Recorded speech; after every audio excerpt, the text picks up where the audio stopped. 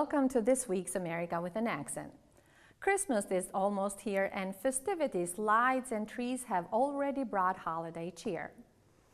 The tradition of decorating Christmas trees started in Germany and Baltic states and today is a worldwide tradition.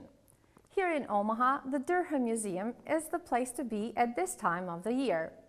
A big tree adorns the whole of the museum, surrounded by 12 small cultural trees representing 12 countries and regions from around the world.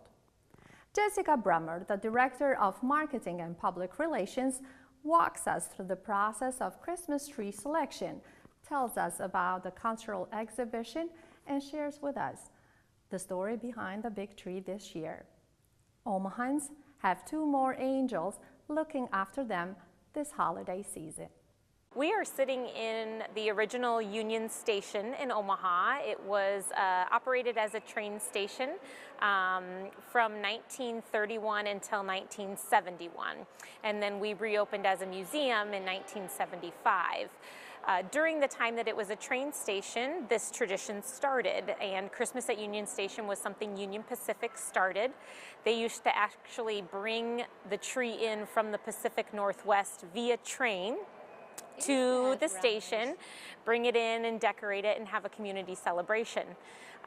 So when the museum reopened in this building, we decided that we wanted to carry on that tradition that Union Pacific started. Only difference being we harvest the tree locally as opposed to bringing it in by train.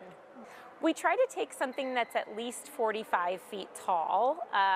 We do have about the ceilings in here are about 65 feet, so we have some wiggle room there, but most of the trees that we get submitted are about 45 or taller. It has to have one straight single trunk. Something that some people don't know is that our tree is actually suspended from the ceiling. We have a system up in our attic that hangs the tree. So in order to get the right safety, it has to have one trunk at the top. And sometimes when these blue spruce trees get really tall, their trunk will split. So that's another requirement. And then just the overall health of the tree, something that's in good condition. When do you start the search for a good tree? Well, honestly, it kind of never stops. We have people that call year-round to nominate their tree. We officially go out and look at them all in August. So we're looking at Christmas trees in the heat of summer. Like, yes. And this year that list had about 60 trees on it. So we divide it up amongst the staff. We go out and look at them all. We take photos, and then we narrow it down, and Union Pacific makes the final selection. Requests for this year, were they all from the Omaha area or throughout the state of Nebraska? We have gone as far as we had several in Fremont. We had actually some in Council Bluffs, so across the river too. We've had them as far south as Lincoln. So, mostly in the eastern part of the state, but definitely outside of Omaha proper for sure, yeah.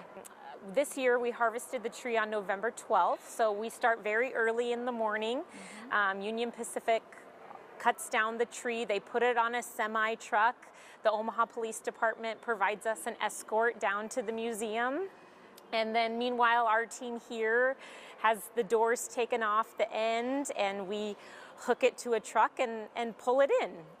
In my time here, and from predecessors, this is one of the tallest ones we've ever had. This one is about 50 feet tall, and we actually had to cut about 6 feet off the bottom just to get it on the truck and down to the museum. So it would have been even taller, but this is definitely one of the bigger ones we've had. Yeah, so we water it just like you water your tree at home. Ours gets watered in a horse tank. That's how we keep the water because the trunk is so large, but our team puts fresh water on it every week. We put a lot on it at the beginning because it drinks a lot of water those first few days, but you can tell, that it stays pretty healthy. This one, I know you can't on camera, but you can still smell kind of the freshness of it. So They usually stay pretty healthy throughout the season. Yeah, it takes about a day for the harvest itself, and then we have the team from Union Pacific and Mangelson's spend about 4 days putting all the lights and decorations on it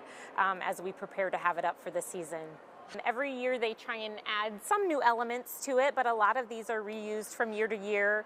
We have lots because we never know how big the tree's going to be. Okay. So we have lots of extra too, in case that. And then the lights, we actually just switched to LED lights, so they last longer.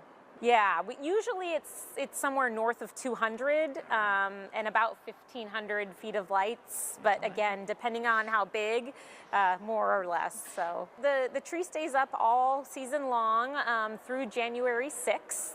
So plenty of time to come down and see it. And then when we're done, our team undecorates the tree, and then the city of Omaha actually comes and they mulch it, and that stuff is used throughout the city and parks and things like that. So we like to think that it lives on after us too.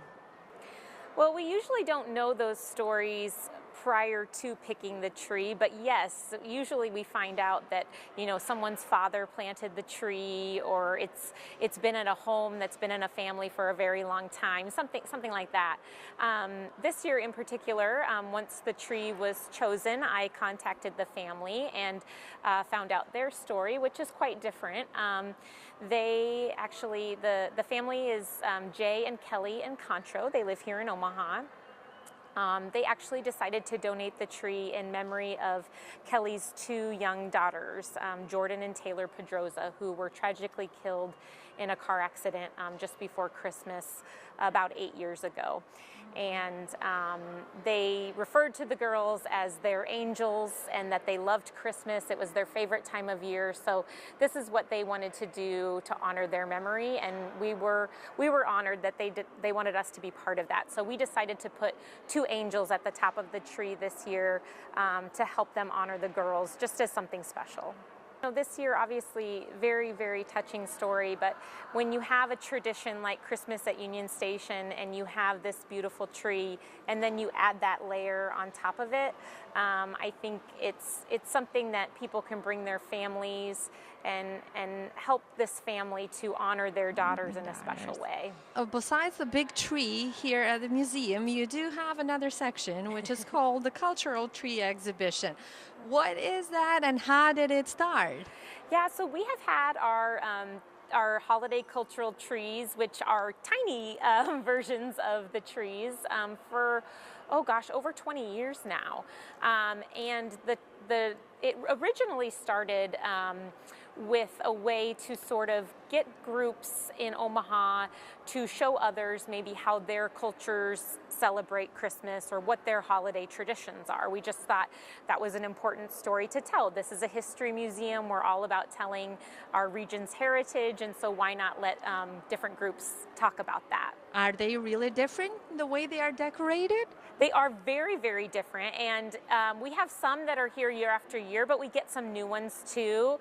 You have, you know, the big, bold colors and flowers of the Mexican tree versus, you know, the old traditional ornaments from some of the European countries.